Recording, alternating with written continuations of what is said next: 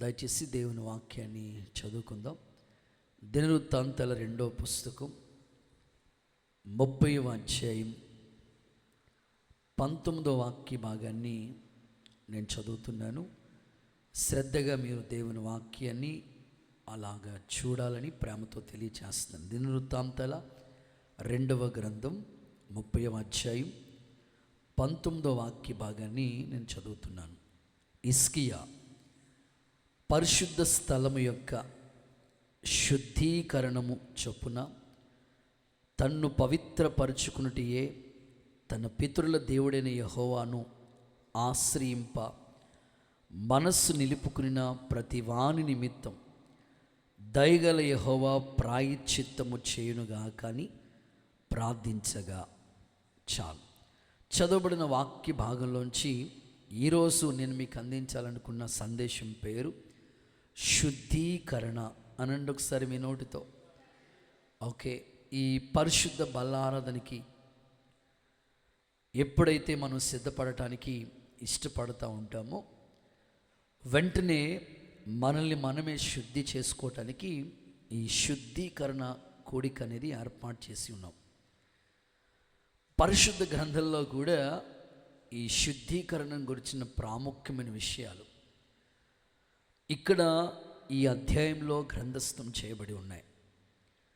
జనులు పస్కా అంటే ప్రభు బలారాధన, పస్కాను భుజించడం కొరకు కొన్ని నియమాలు ఏర్పాటు చేస్తే జనులు విధి విరోధంగా అంటే వాక్యానికి అన్వయించుకోకుండా, తమను తాము పవిత్రపరచుకోకుండా, శుద్ధి చేసుకోకుండా జనులు విధి విరోధంగా ప్రవర్తించారు. ఆ పై వచనంలో ఆ మాటలే కనబడుతుంటాయి. తమను తాము విధి విరోధంగా పస్కాను భుజించడానికి సిద్ధపడ్డారంట. వాళ్ళు విధి విరోధంగానే ప్రవర్తించారంట వాళ్ళు. వెంటనే హిజ్కియా చెప్తున్నాడు, ఇదిగో జనులు ఈ పస్కాను భుజించటానికి ఒక నియమం ఉంది, ఒక పద్ధతి ఉంది. ఎలా పడితే అలాగా ఈ పస్కాను మనం ఆచరించకూడదు అని హిజ్కియా నిలబడి ప్రజలందరికీ చెప్పినప్పుడు మనస్సు నిలుపుకుని ప్రతి వాని నిమిత్తం దయగల దేవుడు ప్రాయశ్చిత్తము చేయనుగాకని ప్రార్థించినప్పుడు దేవుడు జనులను స్వస్థపరిచి మరి ప్రార్థన అంగీకరించి బహు సంతోషంగా 7 రోజులు వాళ్ళు ఆ పండుగను ఆచరించినట్లుగా లేఖనాల్లో దేవుని వాక్యాన్ని చూస్తాం. ఈ రాత్రి యాజకులుగా దైవజనులుగా మా ప్రయాస ఈ పరిశుద్ధ బల్లారాధన కార్యక్రమం విధి విరోధంగా మనం ప్రవర్తించకూడదు. ఏదో ఆచారంగా ప్రతి నెల మొదటి ఆదివారం బల్లారాధన ఇస్తూ ఉంటారు కనుక తప్పకుండా తీసుకోవాలి కనుక తప్పదు కనుక అట్లాగా మనం పాలు పంపులు పొందకూడదు. ఆచారంగా అంతకన్నా మనం పాలు పంపులు పొందకూడదు. ఇది సంవత్సరం ఆఖరి నెలలేమో తప్పదులే ఖచ్చితంగా నేను పాల్గొనాలేమో అనుకుని అవిధేయతలతో కూడి పాలు పంపులు పొందకూడదు.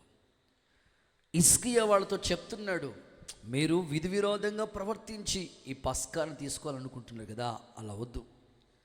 వారి నిమిత్తమై ఒక శుద్ధీకరణ, ఆ మాటలు పరిశుద్ధ స్థలం యొక్క శుద్ధీకరణ చెప్పున ప్రతి వాడు కూడా ప్రాయశ్చిత్తం పొందాలి.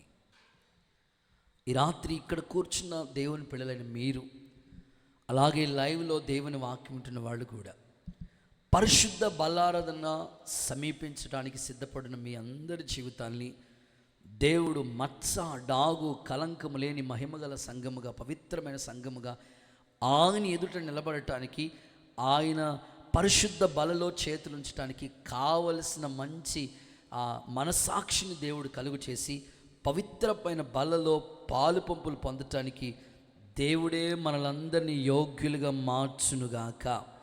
కుడి చేతులు పైకెత్తి ఒకసారి అందరూ ఆమేన్ అని చెప్పండి. కొన్ని సందర్భాలు మీకు చెప్తాను.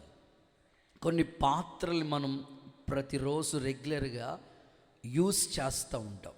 కొన్ని పాత్రలు, ఫర్ ఎగ్జాంపుల్ ఉదయకాలమే టీ ఏర్పాటు చేసుకోవాలంటే టీ డేగ్సా ఒకటి ఉంటుంది, టీ గిన్నె, టీ పాత్ర.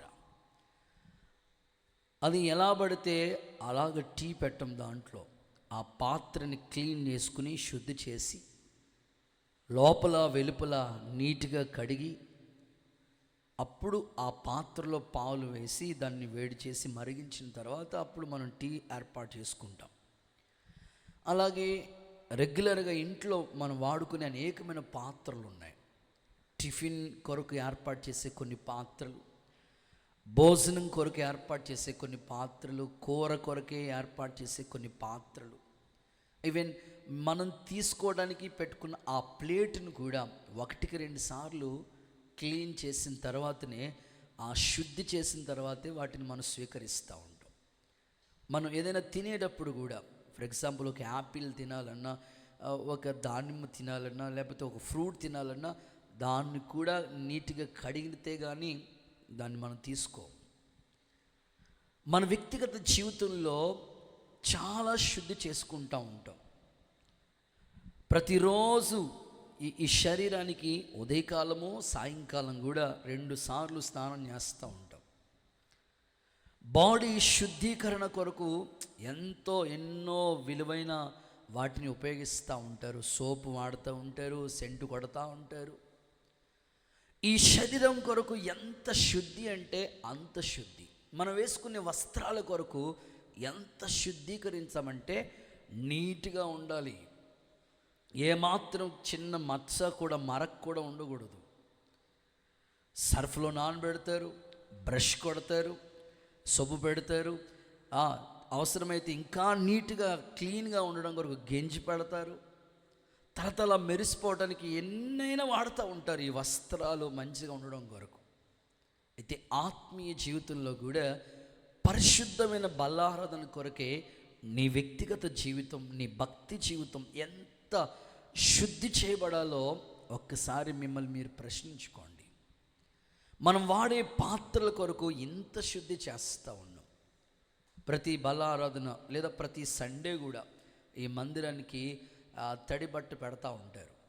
ఇక బలారాధన వచ్చిందంటే మొత్తం అంతా రూములతో సహా, మందిరంతో సహా అన్నీ నీట్గా కడుగుతూ ఉంటారు.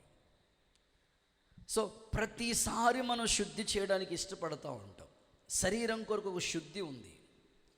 అయితే ఆత్మీయ జీవితంలో పవిత్రమైన బలం తీసుకోవటానికి మరి ఏది మీలో శుద్ధీకరణ? ఈ రాత్రి మీ అంతరంగం యొక్క మనస్సాక్షి మీతో మాట్లాడుతున్న మాటలను ఒకసారి పరిశీలించుకోండి. ఎంతగా నేను ఈ పరిశుద్ధ బలారాధనని సమీపించడం కొరకు నన్ను నేను పవిత్రపరచుకుంటున్నాను, నన్ను నేను యోగ్యునిగా మార్చుకుంటున్నాను. పరిశుద్ధ బల ఆరాధన తీసుకునేటప్పుడు యోగ్యత లేకుండా తీసుకోవద్దు అని చెప్పినాడు పౌలు. అనేకులు విధి విరోధంగానే ఏదో ఆచారంగా పాల్గొనే చాలామంది బలహీనులై ఉన్నారు. చాలామంది దేవునికి విరోధంగా ప్రవర్తించారని పౌలు కూడా తన పత్రికలు తెలియపరుస్తూ వచ్చాడు. ఈ రాత్రి ఈ వాక్యం వింటున్న మీ అంతరంగం, మీ ఆత్మీయ జీవితంలో శుద్ధీకరణ అనేది చాలా ప్రాముఖ్యమైనది. ఈ ఉపవాస ప్రార్థనకి, ఈ బలారాధన ముందు రోజు శుద్ధీకరణ కూడిక అనేది ఆ పేరు మెన్షన్ చేస్తూ వచ్చాం. చాలాసార్లు దేవుని మాటలు మీకు ప్రకటిస్తూ వచ్చాను. ఈ రాత్రి ఈ పస్కాను వాళ్ళు తీసుకునే ముందు ఖచ్చితంగా శుద్ధీకరణ చేసుకోమని చెప్పినట్లుగా ఈ మాటలు మనం ధ్యానిస్తూ ఉన్నాం. ఏ విషయాల్లో మనం శుద్ధీకరణ చేసుకోవాలో ఒక 3 సందర్భాలని మీ ముందు ఉంచాలని నేను ఆశపడుతూ ఉన్నాను. చదవండి. నెంబర్ 1, మొదటి మాట సామెతల గ్రంథం 20వ అధ్యాయం 9వ వాక్య భాగాన్ని మనం చదివితే అక్కడ ఈ విధంగా రాయబడుతూ వచ్చింది. నా హృదయమును శుద్ధపరచు. సామెతల గ్రంథం 20వ అధ్యాయం 9వ వాక్య భాగాన్ని గమనిస్తే, నా హృదయము శుద్ధి చేసుకుని ఉన్నాను. చాలు. నా హృదయము శుద్ధి చేసుకుని ఉన్నాను అంటే ఏ విషయాల్లో నీకు శుద్ధీకరణ కావాలి అని అంటే మొదటి మాట హృదయము శుద్ధీకరణ. హృదయము శుద్ధీకరించబడాలి. నా హృదయాన్ని నేను శుద్ధి చేసుకున్నాను. ఇక్కడ మహారాజైన సొలొమోను ఈ యొక్క సామెతలు రాస్తూ ఏమంటున్నాడంటే, నా హృదయాన్ని నేను శుద్ధి చేసుకున్నాను. నిజమే, ఎవరి హృదయం, ఎవరి అంతరంగం, ఎవరి యొక్క స్థితిగతులు వాళ్ళకి తెలుసు కనుక అద్దం అనే వాక్యం ఎదుటకు వస్తే మనలో ఉన్న లోపాలన్నీ కనబడతాయి కనుక నీ ఆత్మీయ జీవితం, నీ భక్తి జీవితం నీ అంతటి నీవే, నీ హృదయాన్ని నీవే శుద్ధి చేసుకోవడానికి సిద్ధపడగలిగితే పవిత్రమైన బలలో చేతులు ఉంచడానికి అలాంటి ఒక సిద్ధపాటు నీలో కలుగుతుంది. ఆత్మీయులు ఎప్పుడు కూడా హృదయాన్ని శుద్ధి చేసుకుంటూనే ఉండాలి. వాక్యం ఆ విధంగానే చెప్తుంది, నేను నా హృదయాన్ని నేను శుద్ధి చేసుకున్నానని చెప్తున్నాడు భక్తుడు. బైబిల్ అదే చెప్తుంది కదా, హృదయ శుద్ధిని ప్రేమించే వాళ్ళకంట రాజు స్నేహితుడైపోతాడంట. ఎవరైతే తమ హృదయ శుద్ధిని ప్రేమిస్తూ ఉంటారో రాజు వాళ్ళకి స్నేహితుడిగా మారుతూ ఉంటాడంట. రాజులకు రాజైన ప్రభు, ఆరాధనకు యోగ్యుడైన ప్రభు నీకు సమీపస్తుడిగా, నీకు స్నేహితుడిగా మారాలంటే హృదయ శుద్ధి చాలా ప్రాముఖ్యమైనది. ఇంకా కొండ మీద యేసు ప్రభు చెప్పిన ప్రసంగంలో ఒక మాట చెప్పాడు, హృదయ శుద్ధి గల వారు ధన్యులు, వాళ్ళు దేవుణ్ణి చూస్తారనే చక్కని మాట ప్రభువే చెప్పినాడు. హృదయం అనేది చాలా శుద్ధి చేయబడుతూనే ఉండాలి. ఎందుకో తెలుసా, హృదయాన్ని గురించి బైబిల్ గ్రంథాన్ని మనం చదువుతూ ఉంటే అపవిత్రమైనవన్నీ కూడా హృదయంలో నుంచే పుట్టుకొస్తాయట. మీరు కావాలంటే వాక్యాన్ని చూడండి, మార్కు సువార్తమానం 7వ అధ్యాయం 21వ వచన భాగాన్ని చూస్తే, లోపల నుండి అనగా మానవుని హృదయంలో నుండి ఎలాంటి వచ్చి మనిషిని అపవిత్రపరుస్తున్నాయో చెప్తున్నాడు. మార్కు సువార్త 7వ అధ్యాయం 21వ వచనం, లోపల నుండి అనగా మనుషుల హృదయంలో నుండి దురాలోచన, దురాలోచన, జారత్వము, దొంగతనము, నరహత్య, వ్యభిచారము, లోభము, చెడుతనము, కృత్రిమాలు, మత్సరాలు, అహంభావం, అవివేకము వచ్చును. ఈ చెడ్డవన్నీయు లోపల నుండే వచ్చి మనిషిని అపవిత్రపరుస్తున్నాయి. ఇవన్నీ ఎక్కడి నుంచి వస్తున్నాయంటే లోపల నుండే వచ్చి, దురాలోచన లోపల నుండే వచ్చేది. ఇవన్నీ లోపల నుండి వచ్చి మనిషిని అపవిత్రపరుస్తుంది. అందుకే కదా యెషయా ప్రవక్త వారి ఇంటికి వెళితే, యెషయా తండ్రి ఇంటికి ప్రవక్త అయిన సమూయేలు వెళితే, మీ కుమారుల్లో ఒకరిని రాజుగా చేయబోతున్నాడు. ఏ తండ్రికి ఒప్పుకోడండి, నా కొడుకు రాజు అవుతుందంటే సంతోషమే. కానీ ఆ తండ్రి అనుకున్నాడు, పెద్దోడేమో హైట్గా ఉన్నాడు కదా అనుకుంటున్నాడు. కానీ ప్రవక్త చెప్పిన మాట, మనుషులు పై రూపాన్ని చూస్తారు కానీ అంతరంగాన్ని చూసేది దేవుడు. హృదయ రహస్యాలు ఎరిగిన వాడు దేవుడు. మీరు చూడటానికి బాగానే కూర్చుని ఉన్నారు, చక్కగా బైబిల్ ఉంది, మీ చేతిలో డైరీ ఉంది, పెన్ ఉంది, చక్కగా నోట్స్ రాసుకున్నారు, బాగానే కనిపిస్తా ఉన్నాయి. అయితే మీ అంతరంగాల్ని పరిశీలించేది ప్రభు. అందుకే హృదయ రహస్యాలు ఎరిగిన ప్రభు దృష్టికి ఏది మరుగై ఉండదు. అందుకని ఈ రాత్రి నీవు అంతరంగంలో ఎలాంటి శుద్ధీకరణ నీకు కావాలంటే హృదయం ఖచ్చితంగా శుద్ధి చేసుకోవాలి, పవిత్రత కొరకే ప్రయాసపడాలి. లోపల నుండి వచ్చి అవి అపవిత్రపరుస్తున్నాయి. ఇప్పుడు యూదా బైబిల్ గ్రంథంలో మనం చూస్తే, ఇస్కరియోతు యూదా ఆ ముక్క తీసుకున్న వెంటనే సాతానుడు వాళ్ళలో ప్రవేశించాడంట. వాస్తవంగా బలారదం తీసుకుంటే నిత్య జీవం మనలోకి రావాలి.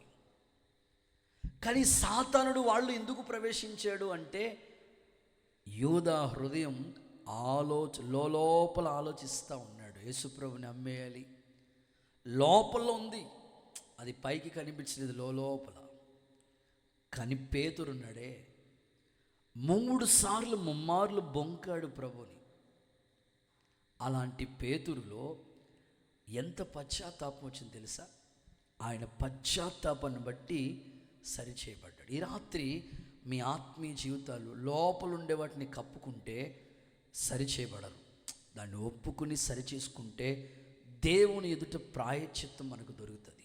చిన్నదైనా పెద్దదైనా అది లోపమే కనుక దేవుని ఎదుట ఖచ్చితంగా మనం ఒప్పుకుని దిద్దుకుని సరిచేసుకోవటానికే ఈ కూడిక. మీ అంతరంగంలో లోపల గూడుగట్టుకున్న ప్రతి అవిధేయత అనే పాపాన్ని యేసు నామంలో తండ్రి శుద్ధీకరించునుగాక. బైబిల్ చెప్తా ఉంది, బాల్యము నుండే హృదయ ఆలోచనలు చెడ్డవి అన్నాడు. చిన్నప్పటి నుంచే బాల్యం నుండే ఆలోచనలు చెడిపోతూ ఉన్నాయి.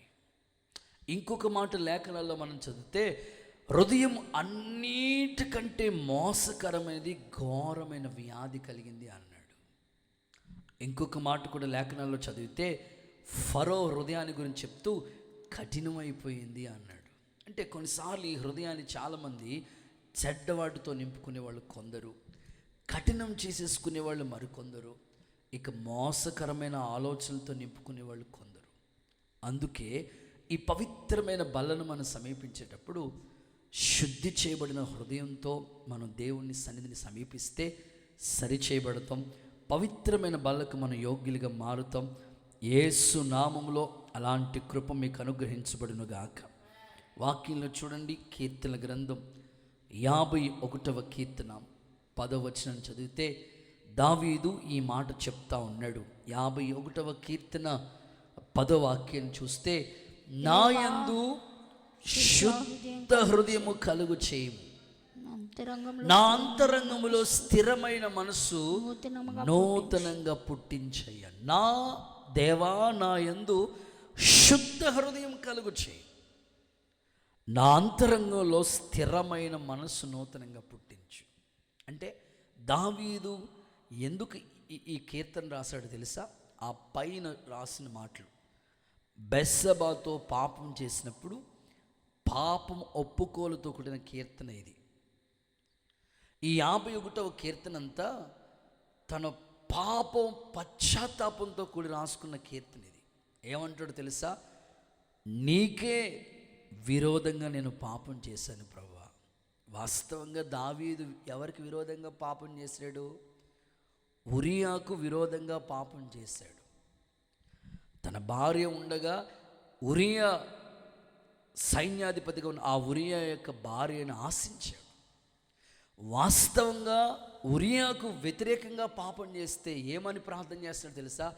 దేవా, నీకే విరోధంగా నేను పాపం చేశాను, నీకే విరోధంగా పాపం చేశాను అని, నా పాపం నీకు తెలిసే ఉన్నది ప్రభువా, నా యందు శుద్ధ హృదయం దయచేయండి అయ్యా, నీ సన్నిధిలో నుంచి నన్ను త్రోసివేయొద్దు ప్రభా, నీ ఆత్మ నా యుద్ధ నుంచి తీసివేయొద్దు ప్రభా. ఎంత పశ్చాత్తాపంతో ఆయన ఒప్పుకోలు కనబడుతుంది చూడండి. అందుకే ఆయన పశ్చాత్తాపాన్ని బట్టే దేవుడు దావీదుని గురించి స్టేట్మెంట్ ఇస్తూ, దావీదు నా హృదయానుసారుడు అన్నాడు. దేవునికి స్తోత్రం కలుగునుగా. అతను ఒప్పుకోలు, అతని యొక్క పశ్చాత్తాపాన్ని బట్టే దేవుని హృదయానుసారుడిగా మారిపోయాడు. వాస్తవంగా హృదయం ఎంతో అపవిత్రంతో నిండిపోయింది, కానీ అతని యొక్క పశ్చాత్తాపాన్ని బట్టి దేవుడు క్షమించి శుద్ధి చేసి దేవునికి ఇష్టానుసరుడిగా మార్చేశాడు. ఈ రాత్రి ఈ మాటలు వింటున్న మీ జీవితాల్లో కూడా హృదయంలో గూడు కట్టుకున్న ఏ పాపమైనా సరే ఒప్పుకుని పశ్చాత్తాపంతో నువ్వు ప్రభు బలను సమీపిస్తే నీ అంతరంగం పరిశుద్ధపరచబడుతుంది. యోగ్యమైన మంచి మనసుతో ప్రభు బలలో చేతులు ఉంచుతావు. అలాంటి కృప దేవుడు నీకు దయచేయునుగాక. దావీదుని గురించి అన్నమాట చూద్దాం ఒకసారి. అపోస్తల కార్యాల గ్రంథం 13వ అధ్యాయం 22వ వాక్య భాగాన్ని చూద్దాం. అపోస్తల కార్యాల గ్రంథం 13వ అధ్యాయం 22వ వాక్య భాగం. తొలగించి దావీదును వారికి రాజుగా ఏర్పరిచాను. దావీదుని వాళ్ళకి రాజుగా ఏర్పాటు చేశాను. మరియు ఆయన, నేను యెష్షయా కుమారుడైన దావీదుని కనుగొన్నాను, అతడు నా ఇష్టానుసారుడు, నా ఉద్దేశములన్నీ నెరవేర్చేవాడు. ఒకప్పుడు ఆ స్థితి లేదు. శుద్ధి చేసుకున్న తర్వాతనే దేవునికి హృదయానుసరుడిగా ఇష్టానుసరుడిగా మారిపోయాడు. ఒక సందర్భం మీకు చెప్తాను, మీరు చాలా ఎదురు చూస్తున్నారు. ప్రభు మీతో మాట్లాడతాడు. ఏది చేతులు చాపి ఒకసారి హల్లెలూయా అని చెప్పండి. అది అమెరికా దేశంలో జరిగిన సంఘటన. ఒక ప్రాంతం మాట, చాలామంది సైనికులు, సైనిక దళాలు ఉన్నారు. ఎప్పుడు కూడా కావలి కాస్తూ ఉంటారు. ఈ సైన్యంలో చాలామంది సైనికులు పనిచేస్తూ ఉన్నారు. అప్పుడు అలెగ్జాండర్ అబ్రహాం లింకన్ గారు దేశ అధ్యక్షుడిగా ఉన్నారు. చాలామంది సైనికులు పనిచేస్తూ ఉన్నారు ఆ దేశంలో, కావలి కాస్తూ రాత్రి మగళ్ళు చాలా సైన్యంలో కాపలా కాస్తూ ఉన్నారు. అయితే ఈ సైన్యంలో ఒక వ్యక్తి, ఎవరైనా సైన్యంలో సరిగ్గా పని చేయకపోతే వాళ్ళకి ఎన్నో రూల్స్ అండ్ రెగ్యులేషన్స్ ఉంటాయి. ఫర్ ఎగ్జాంపుల్ పోలీస్ డిపార్ట్మెంట్ ఉంటే దాంట్లో కొన్ని రూల్స్ ఉంటాయి, నావీలో కొన్ని రూల్స్ ఉంటాయి, హెల్త్ డిపార్ట్మెంట్లో, ప్రతి డిపార్ట్మెంట్కి కొన్ని పద్ధతులు, నియమములు, నీతి నియమాలు అన్నీ ఉంటాయి, రూల్స్ అండ్ రెగ్యులేషన్స్ ఉంటాయి. ఈ వ్యక్తి కూడా ఆ సైన్యంలో పనిచేసే సైనికులందరికీ కూడా కొన్ని రూల్స్ ఉన్నాయి. ఖచ్చితంగా ఎవరైనా తప్పు చేస్తే, ఖచ్చితంగా డ్యూటీ సరిగ్గా చేయకపోతే నిర్దాక్షిణ్యంగా వాళ్ళకి పనిష్మెంట్ విధించవలసిందే, వాళ్ళకి కంపల్సరీ వాళ్ళని ఉరి తీసేయవలసిందని చాలా స్ట్రిక్ట్ రూల్స్ ఉన్నాయి. అయితే ఆ సైనికులుగా ఉన్న వాళ్ళలో ఒకటి సైనికుడిగా పనిచేస్తున్న వ్యక్తి ఆ సైన్యంలో పనిచేస్తూ మెలకుగా ఉండి కావలసిన వ్యక్తి నిద్రపోతూ ఉన్నాడు. ఎప్పుడైతే కునుకుమాటలు వచ్చేసి నిద్రపోతూ ఉన్నాడు, ఎవరో చూశారు. అప్పటికే ఆ కుర్రోడు ఆ డ్యూటీలో జాయిన్ అయినప్పటికీ రూల్స్ ఇంకా కఠినమైపోయినవి. చాలామంది చెప్తూ ఉంటారు, ఒకప్పుడు ఉన్నట్టుగా లేవండి, ఇప్పుడు ప్రతీదీ స్ట్రిక్ట్ చేశారండి, ప్రతీదీ స్ట్రిక్ట్గానే ఉందండి అని. సో ఈ పిల్లోడు జాయిన్ అయినప్పటికి ఇంకా రూల్స్ ఎక్కువైపోయినాయి, స్ట్రిక్ట్గా అయిపోయినవి. వెంటనే ఎవరైనా చిన్న మిస్టేక్ చేసినా వెంటనే వాళ్ళకి పనిష్మెంట్ ఇవ్వాల్సింది. ఈ కుర్రోడు డ్యూటీ చేయవలసిన వ్యక్తి నిద్రపోతూ ఉన్నాడు. చూశారు, కంప్లైంట్ ఇచ్చారు, ఈయన డ్యూటీ చేయవలసిన వ్యక్తి నిద్రపోతూ ఉన్నాడు. వెంటనే ఎవరక్కడ అని పిలిచి వీడిని తీసుకెళ్ళి పనిష్మెంట్ ఇవ్వడానికి సిద్ధపడుతూ ఉన్నారు. కొన్ని రోజులు టైం ఇచ్చారు ఆయనకి, 10 రోజులు. ఈ 10 రోజులు నువ్వు ఏమేమి కోరుకుంటావో కోరేసుకో, ఆ తర్వాత నీకు ఇంకా పనిష్మెంట్ ఉంటుంది, ఖచ్చితంగా నేను శిక్షించి ఉరి శిక్ష ఖచ్చితంగా ఖాయమని. వెంటనే ఆ పిల్లోడు ఒక లెటర్ రాశాడు వాళ్ళ ఇంటికి. లెటర్ రాస్తే ఆ లెటర్ ఇంటికి చేరింది. ఆ లెటర్లో ఏమని రాస్తుందంటే, వాళ్ళ తండ్రి గారికి రాస్తూ ఉన్నాడు, నాన్నగారు, నన్ను దేశం మీద ప్రేమతో ఈ ఉద్యోగంలో మీరు నన్ను జాయిన్ చేశారు. నిజంగా దేశం అంటే నాకు ప్రేమ లేకుండా నేను విధి విధానాలు తప్పి ఈ ఉద్యోగంలో జాయిన్ అవ్వలేదు. నాకు సాధారణంగా నిద్ర రాదు, కానీ ఆ రోజు ఎందుకు నిద్రపోవాల్సి వచ్చింది అని దానికి కారణం రాస్తూ ఉన్నాడు. ఏమని రాస్తున్నాడంటే, నా తోటి సైనికుడు డ్యూటీ చేయాలి, కానీ ఆ రాత్రి ఆయనకు హెల్త్ బాగాలేదు, ఆరోగ్యం బాగాలేదు, ఆయన స్థానంలో ఆయన ఉద్యోగాన్ని నేను చేశాను.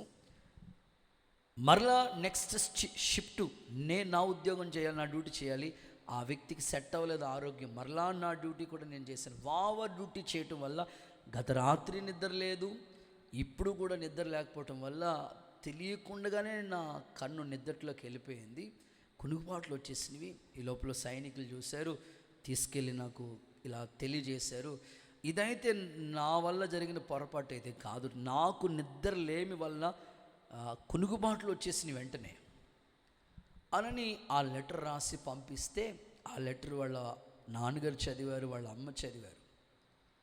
కానీ ఆ లెటర్ తీసుకుని ఆ వ్యక్తి దగ్గరికి, అబ్రహాం లింకన్ దగ్గరికి వెళ్ళటానికి ధైర్యం ఎవరికి చాలటం లేదు. ఎందుకంటే ఆ దేశానికి అధ్యక్షుడిగా ఉన్నాడు, చాలా స్ట్రిక్ట్ రూల్స్ ఉన్నాయి. ఇప్పుడు వెళ్ళి ఒప్పుకోవడానికి అంత అవకాశం లేనంతకి వీళ్ళు భయపడిపోతున్నారు. ఓ పక్కన చూస్తే కొడుకును పోగొట్టుకున్నంత బాధ వాళ్ళలో ఉండిపోయింది. ఏం చేయాలో అర్థం కావట్లేదు. అయితే వాళ్ళ చెల్లి చిన్న పాప వాళ్ళ ఇంట్లో ఉంది. ఆ పాప ఆ లెటర్ తీసుకుని ధైర్యంగా ఆ యొక్క దేశ అధ్యక్షుడిగా ఉన్న ఆ స్థానం దగ్గరికి వెళ్ళిపోయింది.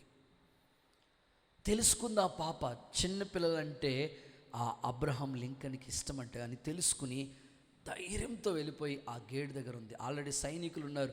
ఏంది ఎక్కడికి వచ్చావన్నారు. లేదు నేను అర్జెంటుగా అక్కడికి వెళ్ళాలి, పంపించడం కుదరదు, మమ్మల్ని తిడతాడు ఆయన. నేను వెళ్ళాలని కూర్చుంది ఈ పాప. పంపట్లేదు. నిజంగా కళ్ళంపడ నీళ్లు పెట్టుకున్నాయి. ఆ చెక్కుళ్ళ మీద అలాగ కళ్ళంపడ నీళ్లు కారుతూ ఉన్నాయి. ఏడుస్తూ ఉంది ఆ చిన్న పాప. అంతే, అది తట్టుకోలేక సర్లే పంపించారు. వెళితే సింహాసనం మీద కూర్చున్నాడు. కూర్చున్న వెంటనే ఆ చిన్న పిల్లలంటే ఇష్టమేమో, దగ్గరికి రమ్మని చెప్పినాడు. వచ్చిన వెంటనే ఏడుస్తూ ఉంది ఆ పాప. ఏమమ్మా ఎందుకు ఏడుస్తున్నావు? ఆ లెటర్ నాకు అని చదివినాడు. చదివితే ఆ లెటర్లో ఉన్న విషయం అంతా తను అర్థం చేసుకున్నాడు. వాస్తవంగా కఠినత్వం రావాలి, కఠినంగానే శిక్ష విధించాలి.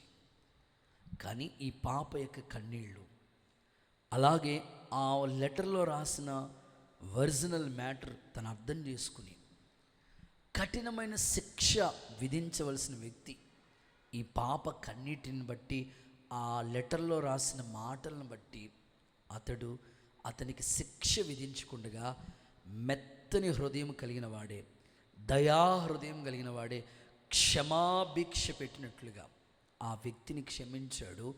అతడు పొందవలసిన శిక్షను నిజంగానే తప్పించబడేటట్లుగా ఆ చిన్న పాప చేసిన గొప్ప త్యాగం చాలా గొప్పది. చప్పట్లు కొడుతూ ఒకసారి యేసయ్యకు మహిమ చెల్లిద్దాము.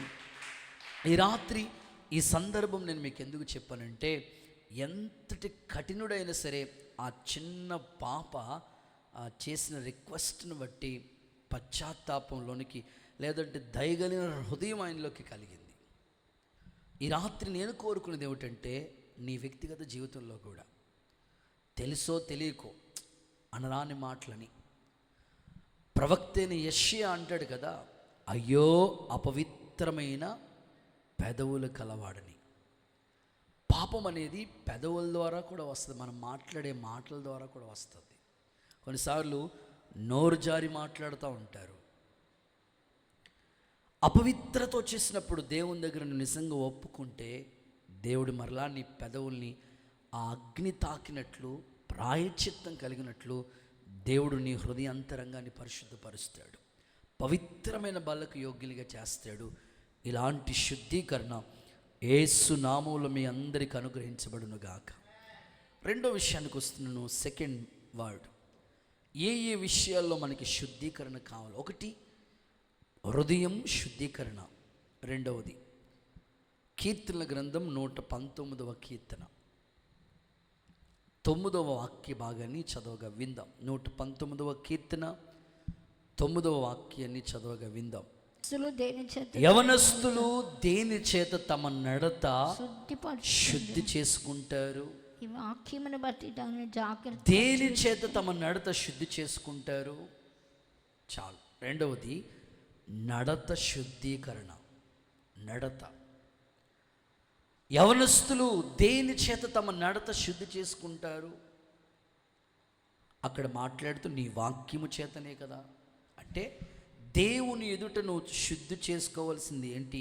ప్రభు బలలో నువ్వు చేతులు ఉంచడానికి, పస్కాను భుజించడానికి విధి విరోధంగా వాళ్ళు పాల్గొన్నప్పుడు హిజ్కియా వాళ్ళని హెచ్చరించాడు. ఈ రాత్రి కూడా మీ ఆత్మీయ జీవితంలో నువ్వు శుద్ధి చేసుకోవాల్సిన విషయం ఏమిటంటే, ఖచ్చితంగా నడతను శుద్ధి చేసుకోవాలి. నడతను మరొక నిర్వచనం ఏమిటంటే ప్రవర్తన, నడవడిక, బిహేవియర్. ఖచ్చితంగా మన ఆత్మీయ జీవితంలో నడత అనేది ఖచ్చితంగా శుద్ధి చేయబడాలి. దేవుని బిడ్డలు ఎప్పుడు కూడా ప్రవర్తన సరిగ్గానే ఉండాలి. ప్రవర్తన సరి లేకుండా ప్రభు బలను మనం సమీపించకూడదు. అది మనకు శిక్షావిధి.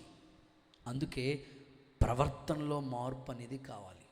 బైబిల్ చెప్తోంది, దేవుని మందిరానికి వెళ్ళినప్పుడు నీ ప్రవర్తన విషయమే జాగ్రత్త పడండి. దేవుని మందిరంలోనే ఉంటారు, ప్రవర్తన విషయంలో ఏమాత్రం జాగ్రత్త లేని వారిగా ఉంటారు. మన ప్రవర్తన, అమ్మో ఇది దేవుని మందిరం, నేను కూర్చున్న స్థలం పవిత్రమైన చోటు, ఇది దేవుడు సంచరించే చోటు, ఇది ఖచ్చితంగా నా ప్రవర్తన విషయంలో నేను చాలా జాగ్రత్త పడాలి అని దైనందిన జీవితాల్లో ప్రవర్తన దిద్దుకునే వాళ్ళ సంఖ్య కొద్ది మందే కనబడతా ఉంటారు. ఈ రాత్రి నువ్వు ప్రభు బలను సమీపించడం కొరకే నీ నడత, నీ ప్రవర్తన ఖచ్చితంగా శుద్ధి చేసుకోవాలని ప్రభు జ్ఞాపకం చేస్తూ ఉన్నాడు. అందుకే బైబిల్ గ్రంథంలో ఈ మాట రాయబడుతూ వచ్చింది. చూడండి, లేఖనాల్లో ఇర్మియా గ్రంథంలో దేవుడు రాసి ఉంచిన మాటను చదివితే మన ప్రవర్తన గురించి ఆ ఇర్మియా ప్రవక్త తన గ్రంథంలో ఈ మాట గ్రంథస్థం చేస్తూ వచ్చాడు. చూడండి, లేఖనాల్లో ఆ ఇర్మియా గ్రంథం 7వ అధ్యాయంలో 3వ వచనాన్ని చూస్తే, సైన్యములకు అధిపతగు ఇశ్రాయేలులకు దేవుడగు యెహోవా ఇలాగు సెలవిస్తున్నాడు, నేను ఈ స్థలమును మిమ్మల్ని నివసింపచేయును, ఈ స్థలమందు నేను మిమ్మల్ని నివసింపచేయునట్లు మీ మార్గములను మీ మార్గాల్ని మీ క్రియలను దిద్దుకోండి. ఖచ్చితంగా మీ మార్గాల్ని, మీ క్రియల్ని, మీ ప్రవర్తనని ఖచ్చితంగా దిద్దుకోండి అని ఇర్మియా ఈ మాటలు తెలియజేస్తూ ఉన్నాడు. మనం దిద్దుకోవాల్సిన దిద్దుబాటు ఖచ్చితంగా మనకు కావాలి. నడత సరి చేసుకోవాలి. ప్రభు ఏమంటారంటే, ఒక్కని నడత దేవుని వల్లనే స్థిరపరచబడుతుంది. కొన్నిసార్లు చాలామంది అంటుంటారు, ఏమండి బాబు మా పిల్లడు అస్సలే వాడి నడత సరిగ్గా ఉండట్లేదు, వాడి ప్రవర్తన సరిగ్గా ఉండట్లేదు. నడత సరిచేసేది దేవుడే. ఒక్కని ప్రవర్తన దేవుడే వాని నడతను సరిచేసేది. యవనస్తుల గురించి ప్రత్యేకంగా మాట్లాడుతూ అంటాడు, వారి నడత ఎలా శుద్ధి చేయబడుతుంది? నీ వాక్యం చేతనే కదా. ప్రస్తుతం యవనస్తులు కావచ్చు, ఆత్మీయులు కావచ్చు, నడత అనేది సరిగా ఉండటం లేదు. ఓ చిన్న సాక్ష్యం చెప్తాను మీకు. 2 చేతుల పైకి ఎత్తి ఒకసారి హల్లెలూయా చెప్పండి. దేవుని మందిరానికి చాలామంది వస్తూ ఉంటారు, వాక్యాన్ని వింటారు, వెళతా ఉంటారు. ఒకసారి ఒక సహోదరి వారి కుటుంబాన్ని గురించి మాట్లాడుతూ నేను అన్నాను, అమ్మా నువ్వు ఒక్కరిదానివి వస్తూ ఉన్నావు కదా, మీ భర్తకు కూడా దేవుడు అంటే ఎంతో కొంత ఇష్టం ఉంటుంది కదా, ఆయన్ని కూడా తీసుకురావచ్చు కదా తల్లి దేవుని మందిరానికి. వచ్చి నువ్వు ఒక్కరిదాన్ని వస్తూ ఉన్నావు, మీ పిల్లల్ని తీసుకుని వస్తూ ఉన్నావు, మీ ఇంటి ఆయన మీ భర్తను కూడా దేవుని మందిరాన్ని తీసుకుని వస్తే బాగుంటుంది కదా, ఆయన కూడా దేవుని మార్గాల్లో నడుస్తాడు, రక్షించబడితే ఆయన పేరు జీవగ్రంథంలో రాయబడితే అంతకన్నా గొప్ప భాగ్యం ఉంటుంది, నువ్వు చేసే భక్తికి గొప్ప ప్రతిఫలం ఉంటుంది కదా తల్లి అనంటే, ఆమన్న మాట నా హృదయం ఇంకా ఆ మాటలు అలా కదులుతున్నట్టు అనిపించినాయి. ఆమె చెప్పిన మాట వింటే నిజంగా నేను ఆశ్చర్యపోయాను.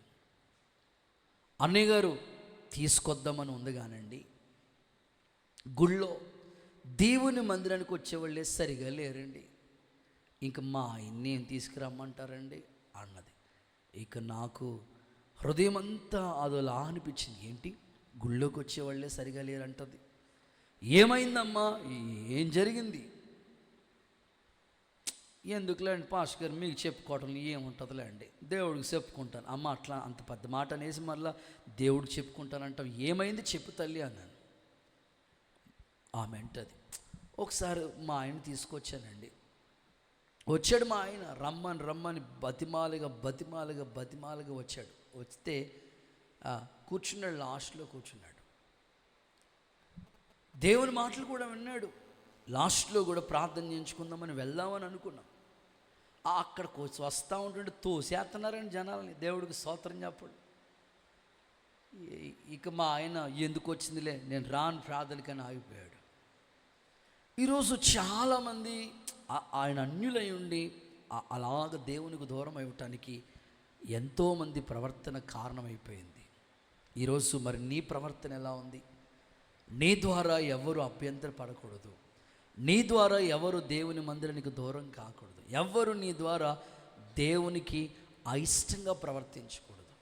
ఈ రాత్రి ఒక్కసారి మీ నడత ఎలా ఉందో ఒకసారి సరి చేసుకోండి. దీంట్లో కొన్ని మాటలు మీకు చెప్తాను. పరిశుద్ధ గ్రంథమైన బైబిల్లోంచి రూతు గ్రంథాన్ని చూడండి ఒకసారి.